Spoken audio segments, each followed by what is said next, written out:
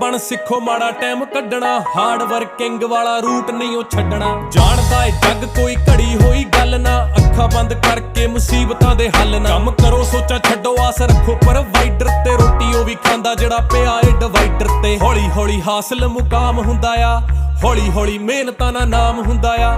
ਪਹਿਲਾਂ ਪਹਿਲਾਂ ਹਰ ਬੰਦਾ ਆਮ ਹੁੰਦਾ ਆ, ਦੁਨੀਆਦਾਰੀ ਚੋਂ ਜੋ ਤਰਾਸ਼ ਬਣਦੇ, ਆਪਣੇ ਤੇ ਰੱਖ ਵਿਸ਼ਵਾਸ ਬਣਦੇ। ਹੋਏ ਆਮ ਜਿਹੇ ਮੁੰਡੇ ਵੀ ਨੇ ਖਾਸ ਬਣਦੇ, ਆਮ ਜਿਹੇ ਮੁੰਡੇ ਵੀ ਨੇ ਖਾਸ ਬਣਦੇ। ਅਸੀਂ ਆਮ ਜਿਹੇ